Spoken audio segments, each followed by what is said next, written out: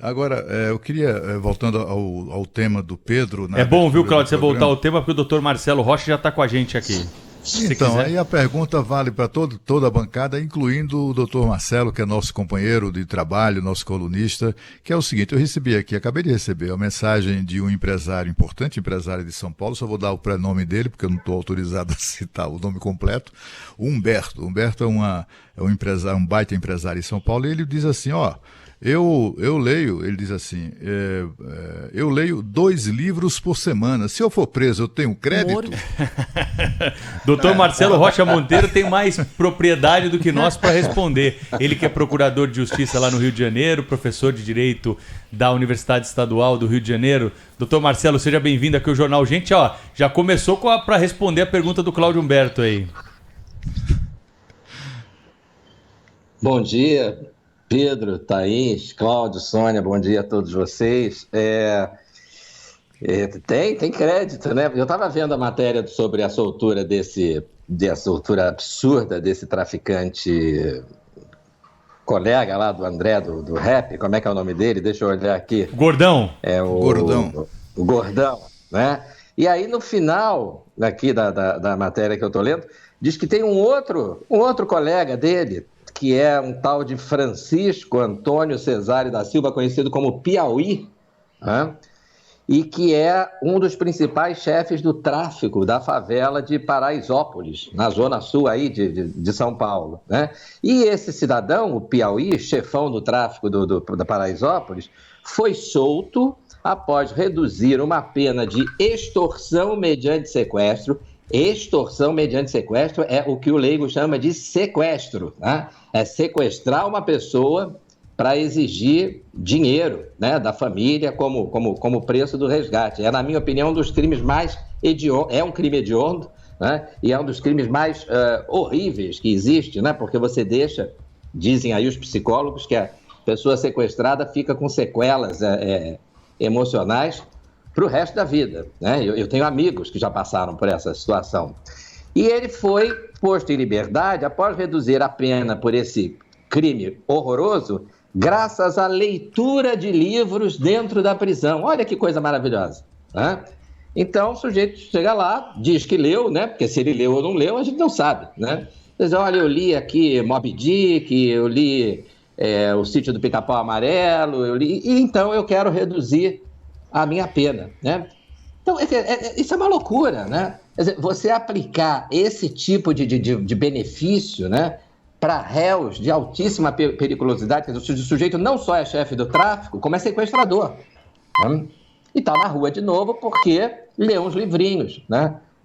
Então é isso que precisa mudar na nossa lei de execução penal. A gente precisa voltar a ter uma lei que faça sentido. A gente já teve isso, né? A gente já teve a Lei 8.072 de 90, a Lei dos Crimes Hediondos, dizia, olha, para traficante, para sequestrador, não tem nada disso, né? Você pode ter isso para o ladrão de bicicleta, pode ter isso para o sujeito condenado por furto, por um crime sem violência, sem ameaça, mas um crime como sequestro, né? Extorsão mediante sequestro, o sujeito tem que cumprir a pena inteira dentro da cadeia, tem que cumprir a pena inteira em regime fechado, né? Então, Cláudio Humberto pode dizer aí para o seu amigo e xará que ele vai ter um crédito, assim. Doutor Marcelo, só a gente tem outro assunto para tratar, mas é inevitável passar por esse tema, né, que está chamando a atenção dos nossos ouvintes desde o momento que levamos ao ar essa notícia. E foi assim no caso do André do Rap, foi assim em outros casos chocantes, né? Essa questão de prazo, o judiciário não tem que ter um tato maior quando vai liberar um criminoso, que já tem 2 condenações, como nós dissemos aqui, no caso desse Gordão. Ele foi condenado a 12 anos em primeira instância pela Justiça Federal. Depois houve uma revisão dessa condenação, a pena foi aumentada para 15 anos, né? Ou seja, primeira e segunda instância enxergaram provas, reconheceram... Pedro, isso é nessa linha também, se o sistema penitenciário trata de forma diferente presos perigosos, esse vermelhinho ali na frente do nome do cidadão deveria chegar de alguma forma quando esse processo correr, pelo menos para chamar a atenção da pessoa com a qual eles estão lidando, né, doutor Marcelo? Vocês sabem o que eu vejo aí? Eu vejo um contraste muito grande, porque num caso como esse, de um criminoso de alta periculosidade, que inclusive já era foragido, né, pelo que eu li aqui na notícia, eu não conheço o processo, mas estou vendo aqui o que saiu nos jornais. Ele não só tinha condenações anteriores, como ele estava foragido, quer dizer, ele foi capturado, né, passou um período foragido, foi capturado. E é evidente que agora vai fugir de novo, ninguém tem dúvida nisso. Vai seguir os passos do André do rap, né? Mas o que me chama a atenção é o seguinte, é um rigor, né, na interpretação desses prazos, dessas garantias processuais, um rigor a favor do réu, né, de um bandido, né, de um traficante perigoso como esse. E quando você olha para outros casos no Supremo, por exemplo, né, com prisão de deputado, com prisão de jornalista e tal, aí é o contrário, é uma flexibilidade, é uma acrobacia, né? O Supremo tem feito verdadeiros malabarismos, instaurando inquéritos por iniciativa própria, coisa que o Judiciário não pode fazer, violando imunidade parlamentar, coisa que o Judiciário não pode fazer, né? Decretando preventiva de pessoas que cometeram, no máximo, crime de ameaça, que é crime de menor potencial ofensivo, não admite prisão preventiva.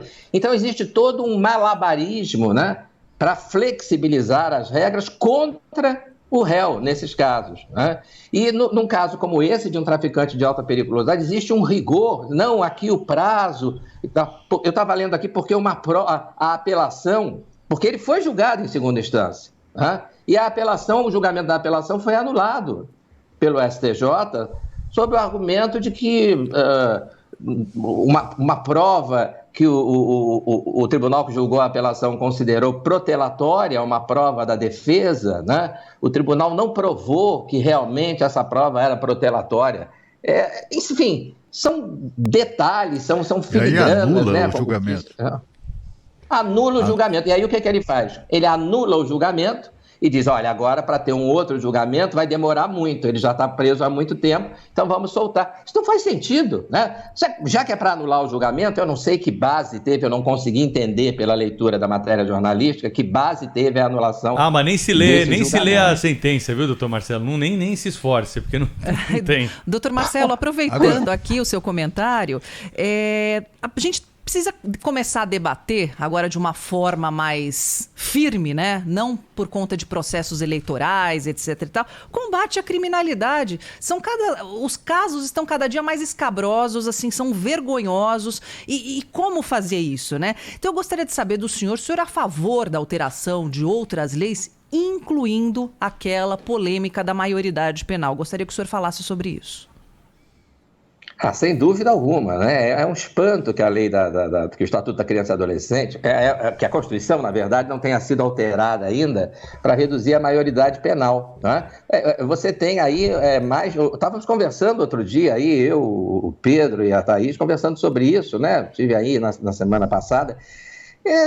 No mínimo 80% da população é favorável a isso, né? Ninguém consegue, em sã consciência, entender, né, como é que a mesma lei que diz que um rapaz de 16, 17 anos já tem maturidade suficiente para escolher o presidente da República, o governador, o prefeito, deputado, senador, vereador, etc., ele não tem amadurecimento suficiente para entender que matar é errado, que estuprar é errado, que roubar é errado. Quer dizer, isso aí, além de ser uma coisa absolutamente surreal, né? Você, independente da questão do voto, você imaginar que em 2021, né, com internet, com celular, um garoto de 16, 17 anos, né, não é capaz de entender o caráter criminoso, né, do fato que ele pratica, né, porque é isso que a lei diz, né, a inimputabilidade penal decorre ou da doença mental, que torna a pessoa incapaz de entender que o que ela faz é errado, é crime, ou dessa incapacidade decorrente de um amadurecimento ainda insuficiente, né? Que é a questão etária.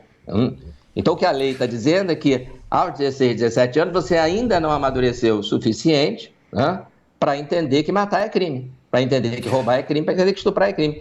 Isso, por si só, em 2021, já é uma loucura. Aí, quando você compara isso com a legislação eleitoral, que dá a essa mesma pessoa, supostamente imatura, o direito de escolher os governantes do país, aí então além da falta de contato com a realidade, você tem uma absoluta incoerência, né? Então a população não aguenta mais isso, né? A população sabe que isso... Diga.